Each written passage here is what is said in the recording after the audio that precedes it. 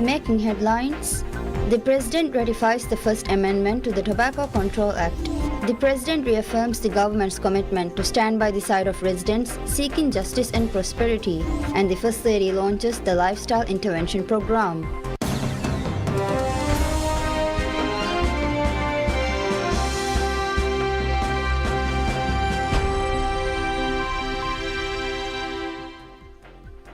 Bismillahirrahmanirrahim. Assalamu alaikum. Hello and welcome to PSM News in English with me, Mariam Shalshat. President Dr. Mohammad Muizzu ratifies the First Amendment to the Tobacco Control Act. The amendment was passed in the Parliament on November 12th. The bill prohibits the import, sale, free distribution and use of electronic cigarettes, e-cigarettes, vaping devices and products designed for use with such devices in the Maldives. Upon ratification and the implementation of the bill, tobacco use in all government institution buildings and their premises will be prohibited. Fines will be levied for both users and property owners or operators if tobacco is used illegally in business or service establishments, with potential suspension of smoking permits and temporary suspension of business licenses. Additionally, the sale of any tobacco or related products to individuals under 21 years or involving persons under 21 in tobacco sales transactions or the sale of such products without the age verification of the buyer through an identity card or official documentation will be banned. Any individual who sells or distributes a vaping device to a minor will face a fine of $3,242 in addition to penalties for the sale and distribution of such devices. Public display or advertisement of the products will also be prohibited. Moreover, the proposed amendment prohibits the import, sale, free distribution and use of vaping devices such as e-cigarettes. Should such items be imported into the Maldives, a fine of $3,242 will be levied, along with a fine of $648 for each individual item.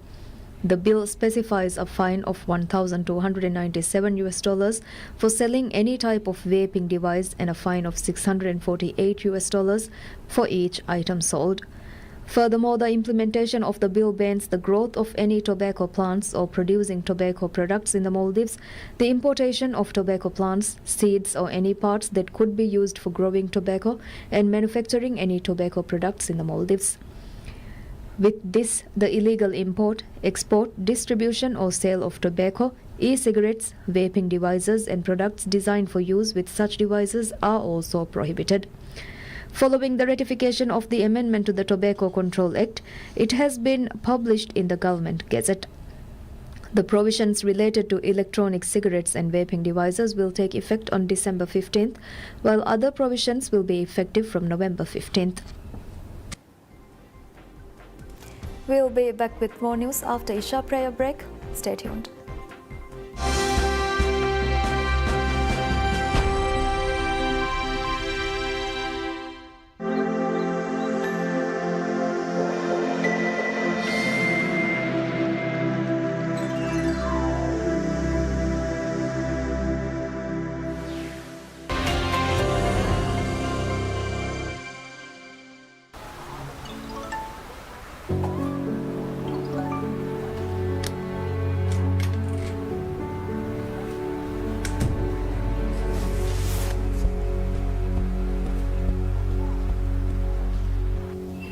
Mammati asli mage dammartiye aliko ding mage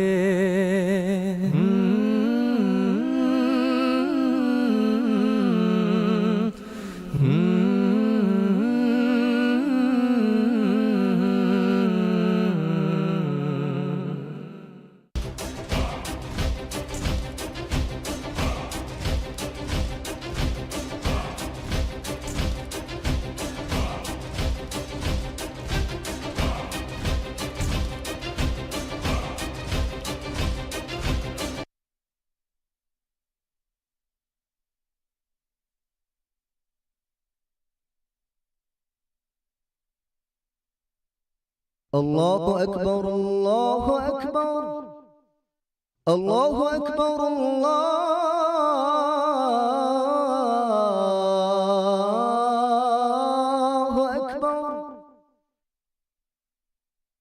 أشهد أن لا إله إلا الله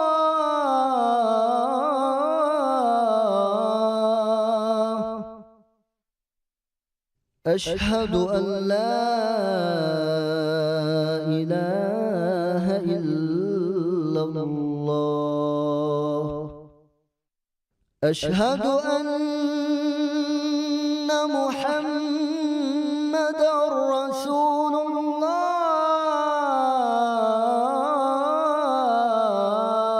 الله أشهد أن محمد رسول الله حي على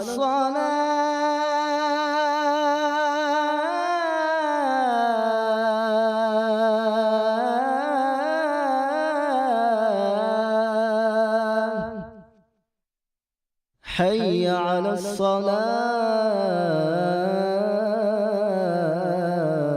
الصلاة حي على الفلاح حي على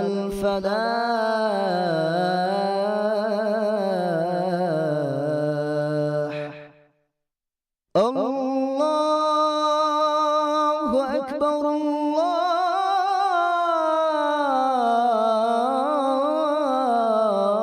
الله أكبر لا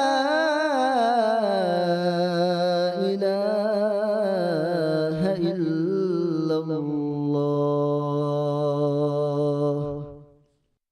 اللهم رب هذه الدعوة التامة والصلاة القائمة آت محمدا الوسيلة والفضيلة والدرجة الرفيعة وبعثه مقاما محمودا الذي وعدته وارزقنا شفاعته برحمتك يا أرحم الراحمين وصلى الله على محمد وآله وصحبه وسلم والحمد لله رب العالمين.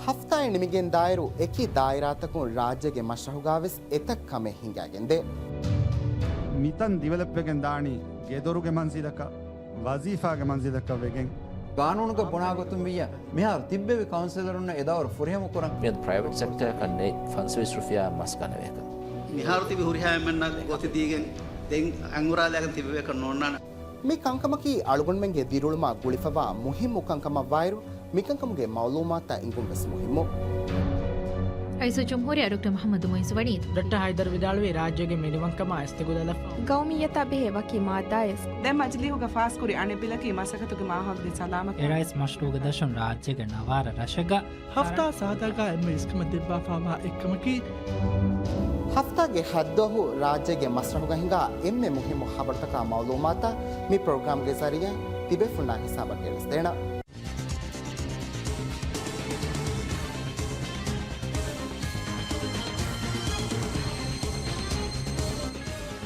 ಹದ್ದುವಸ್ ಹುಕುರು ದುವಹುಗೆರೆ ತೇವಿಸ್ ಕಡಿ ಸೊಮ್ಮಿನಟುಗ PSM ನ್ಯೂಸಿಂಗ್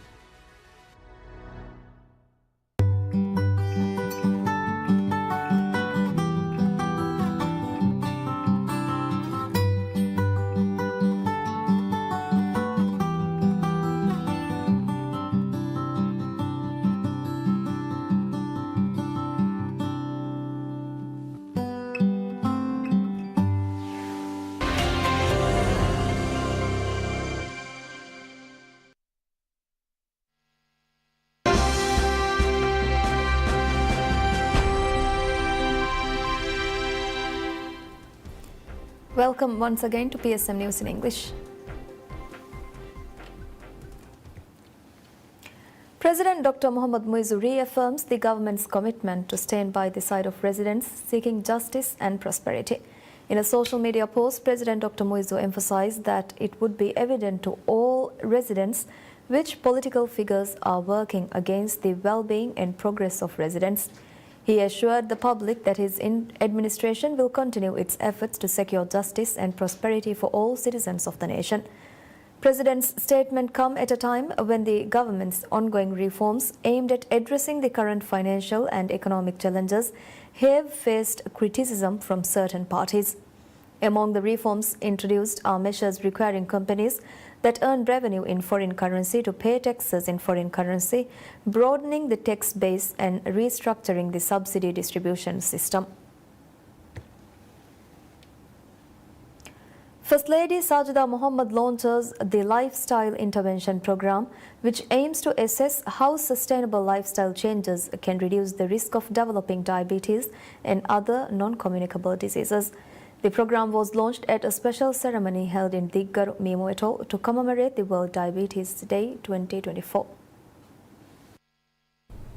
Under the program, residents of the islands who are above 16 years of age will be screened, and those identified as high risk for diabetes will be targeted to evaluate how lifestyle changes affect their health status. The program identified that 73% of the populace were at a risk of developing diabetes within the next 10 years if lifestyle changes are not made. Speaking at the ceremony, First Lady Sajida noted that as the Maldives transition to a developing country, the changes have contributed to the increase in various diseases associated with the living conditions, diet and lifestyle. She highlighted that instead of the communicable diseases that were previously common among Maldivians, non-communicable diseases like cancer, diabetes and heart disease related to diet and lifestyle have begun becoming more prevalent. Meanwhile, the Chief Executive Officer of the Diabetic Society of the Maldives, Aishat Shiruhana, stated that the Lifestyle Intervention Program will play a significant role in preventing diabetes and other such non-communicable diseases. Highlighting that the government incurs high expenses to provide treatment for non-communicable diseases, Shiruhana stated that such programs will assist in the prevention and awareness of such diseases.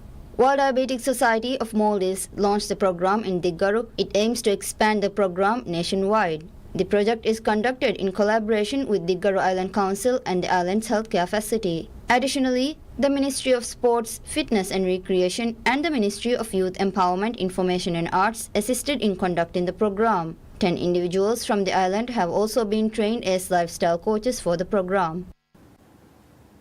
First Lady Sajida Mohammed inaugurates the Non-Communicable Disease NCD clinic at Diggaru Health Centre, Memo Atoll. She unveiled the NCD during her official trip to Diggaru to grace the ceremony held to mark World Diabetes Day. Upon arrival at the island, First Lady Sajida Mohammed was showered with a warm welcome. Following the inauguration of the clinic, the First Lady toured the facilities and inquired about the services provided. She also signed the visitors' book of Diggaru Health Centre. First Lady was then presented with a special gift on behalf of Health Centre and Diggaru Island Council. Diggaru Health Centre revealed that the primary objective of the clinic is to address the issue of the increasing number of individuals diagnosed with non-communicable diseases. Highlighting that cases of diabetes and high blood pressure were increasing on the atoll, the health centre stressed that the island was ranked second for the number of individuals diagnosed with such diseases. NCD clinic will assist individuals to test for diseases and increase awareness to patients. The clinic is established in the administrative building developed in 2023. Diggaru Health Centre has been operating since 2004 and provides services around the clock with just 2 doctors. In addition to the residents of the island, nearby resorts also depend on the facility when seeking healthcare services. The health centre provides laboratory services, including mobile laboratory services. On average, it provides services to 15 to 20 individuals on a daily basis. Minister of Economic Development and Trade Mohammed Said states that the recently inaugurated international bunkering services have led to the generation of $1.5 million in revenue. Speaking at a panel discussion, Minister Said revealed that State Trading Organization STO has collected $1.5 million in revenue from the offshore bunkering services. Bunkering services were introduced in the Maldives during a time when the nation was facing several economic challenges. Furthermore, Minister Said disclosed that a contractor has been decided to develop a harbour under the Economic Gateway project in Ihavandipolu Atoll. Additionally, works have also commenced to develop the International Financing Centre as well. International bunkering services were officiated on September 19th. The government projects that the bunkering service will generate an additional $400 million, creating a new industry valued at $390 million. In order to provide maritime services related to bunkering, Maldives Ports Limited MPL has established a designated centre in the Northern Islands. The services it will provide include pilotage, yacht docking, crew change services, and supply of essentials.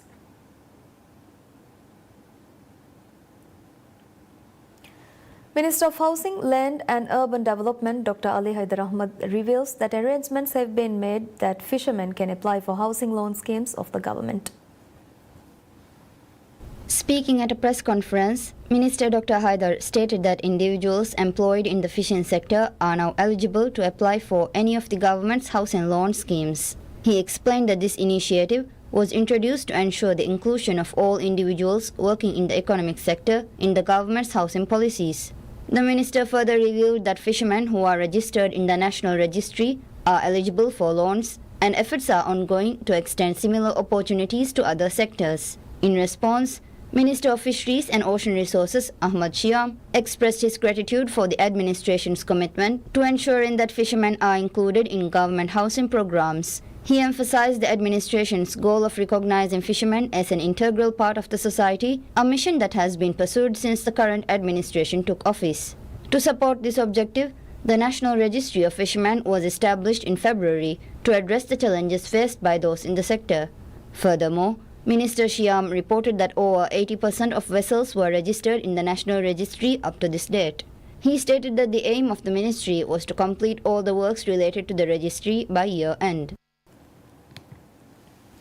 Ministry of Tourism announces plans to launch a special inspection to identify unauthorized tourist service facilities.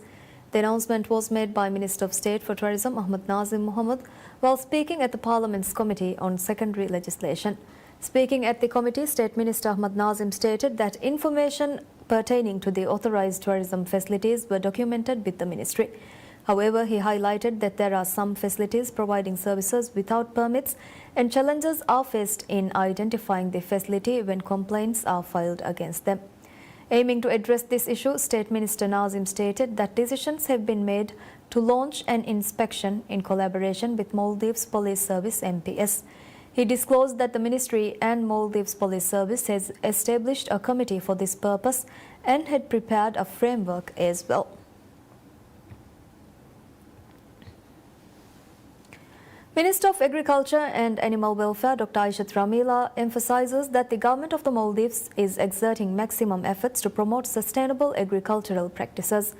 She made these remarks during her address at the high-level policy forum organized by the SARC Agriculture Center with an aim of promoting climate-smart agriculture. In her speech, Minister Dr. Ramila highlighted the government's ongoing initiatives to foster sustainability in agriculture. The minister stressed the importance of hosting global forums like this one to ensure food security and economic opportunities across the region, while also advancing the agriculture sector towards greater sustainability and resilience in the face of climate change. Acknowledging the large population in South Asia, Minister Dr. Ramila pointed out that the region is one of the most vulnerable to the impacts of climate change. She reaffirmed that the Maldives is committed to strengthening the agriculture sector to ensure that agricultural practices remain sustainable regardless of climate-related challenges. Furthermore, Minister Dr. Ramila underscored the critical role of the Food Policy Research Institute in providing science-based solutions to the challenges facing agriculture. She outlined that the institute's findings are vital for informing policy decisions and supporting small island nations like the Maldives in agricultural development. During the forum, the minister launched a leaflet and video materials designed to raise awareness about key initiatives for sustainable agriculture as well. The Consortium for Scaling Up Climate Change Smart Agriculture in South Asia is a 4-year collaborative initiative involving the SARC Agriculture Center, the International Food Policy Research Institute, and the International Fund for Agriculture Development. Launched in 2021, The project is being implemented across 6 countries: Bangladesh, Bhutan, India, Nepal, Pakistan, and Sri Lanka. The High-Level Policy Forum provides a platform to assess the progress of the project and initiate discussions on the measures required to achieve its objectives.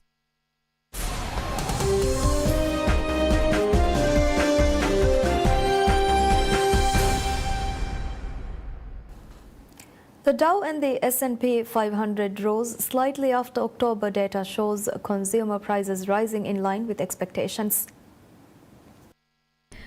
The Labour Department's Bureau of Labour Statistics said the consumer price index rose 0.2% in October for the 4th straight month and advanced 2.6% on an annual basis.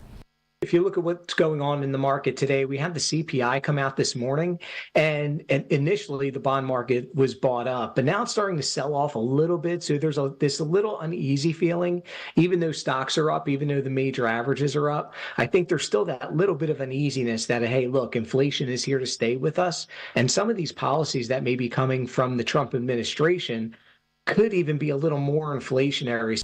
Excluding the volatile food and energy components, the CPI increased 0.3% in October, meeting economists' forecasts. According to CME Group's FedWatch tool, after the report, traders' bets reflected a more than 82% probability for a 25 basis point interest rate cut at the Fed's December meeting, up from 58.7% on Monday. The S&P 500 gained 1.39 points to end at 5,985.38 points, while the Nasdaq Composite lost 50.66 points to 19,230.74. The Dow Jones Industrial Average rose 47.21 points or 0.11% to 43,958.19.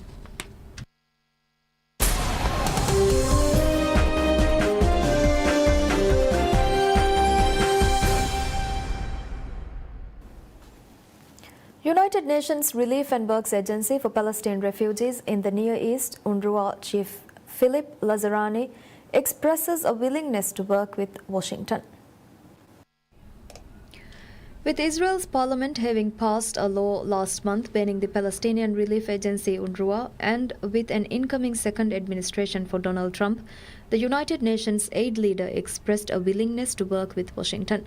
Under the Biden administration, Israel's ally, the US, has described the role of UNRWA in Gaza as indispensable. However, the legislation is due to take effect in late January, just days after US President-elect Donald Trump takes office for a second 4-year term. In his first term, in any indication, Trump is likely to pursue a strong pro-Israel approach, going even beyond the solid support given by President Joe Biden. When asked at a press conference if he would reach out to Trump, Lazzarini said the short answer is yet. He went on to hold out for optimism. We are in a new situation. Obviously, it's an understatement. In every new situation, we might see also new opportunities. To which extent is it realistic to talk about a two-state solution?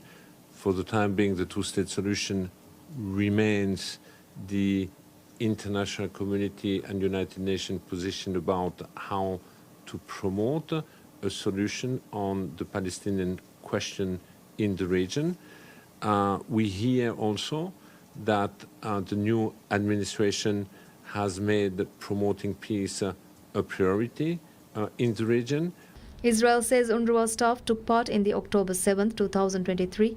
The UN has said 9 UNRWA staff may have been involved and had been fired. A Hamas commander in Lebanon killed by Israel was also found to have had an UNRWA job. And that's all we have for you right now. Thank you for watching. Stay tuned for more news updates. Have a good day. Goodbye.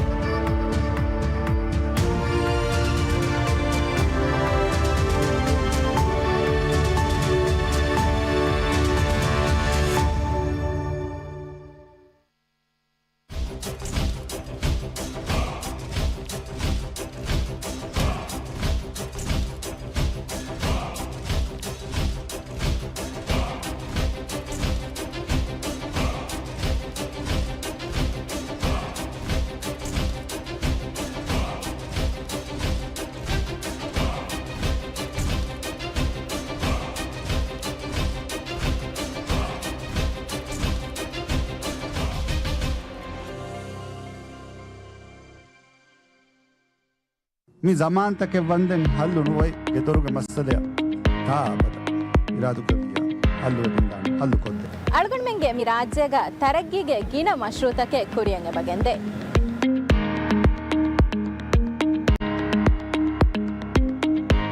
Umrani ತರಗ್ಗಿಗೆ ದಾಯರಾ ರಾಜ್ಯಗೆ ಏಕಿ ಕಂಕೊಳ್ತವಗ ಕುರಿಯತ ಮಶ್ರೂತಗೆ ಎಮ್ಮೆ ಫಹುಗೆ ತಫ್ಸೀಲ್ತ runway ಮಿ ಉನ್ನನಿ ಮ್ಯಾಗಣಕು ತಿಂಬಯಕ ಪಹಾಲಾಫ ಮಿ ಮಶ್ರೂತ ಕುರಿಯಗೆಂದನಿ ಗಿನ ಗೊಂಜೆಹುಂತಕ ಕಾಯಕು ಹಗೀಗತುಗ ಮುಳಿ ಮಾಲೆಯಂ ಹಲ್ಲೆಂ ಅಣ್ಣಾಣಿ ಮುಳಿ ಮಾಲೆಗೆ ಹುರಿಹಾ ಮಗುತಕ ಹೆದಿಗೆ ಮಾಲೆಗೆ ಹುರಿಹಾ ತನಕ storm water drainage system ದೇವಿಗೆ ರೈತುಗೆ ಹೋಫೆಂತಕ ಗೊಳಿಫವಾ ಮಿ ಮಶ್ರೂತಗೆ ತಫ್ಸೀಲ್ ಅಳ್ಮೆನ್ ಬೆಲು ತೆರಿನಾ ಹಮೆ ಗೆನಸ್ತೇನ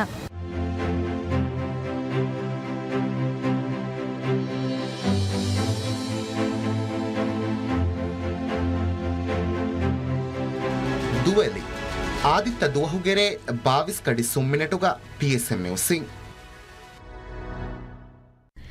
PSM ಗೆ TV channel ತಕ radio channel ತ ಮಿಹಾರು PSM air application ನು ತಿಯ ಬೇಫ್ಲುನ್ನ ಹಿಲೆ ಬಲಾಲೆವೇನೆ ಅದಿ ಅಡುವ ಹಾಲೆವೇನೆ ದುನಿಯೆಗೆ ಕೊಮ್ಮೆ ತಾಗುಹುರೆಗೆ ಕೊಮ್ಮೆ ಗಡಿಯ PSM ಗೆ ಚಾನೆಲ್ ತ ಬಲಾಲುಮ ಅವಹ PSM ಏರ್ ಆಪ್ ಡೌನ್ಲೋಡ್ ಕುರವ್ವ ಮಿಹಾರು ಆಪ್ ಸ್ಟೋರ್ ಉನ್ನ ಗೂಗಲ್ ಪ್ಲೇ ಸ್ಟೋರ್ ಇಂವೆಸ್ ಮಿ ಆಪ್ ಡೌನ್ಲೋಡ್ ಕೊಲ್ಲವೇನೆ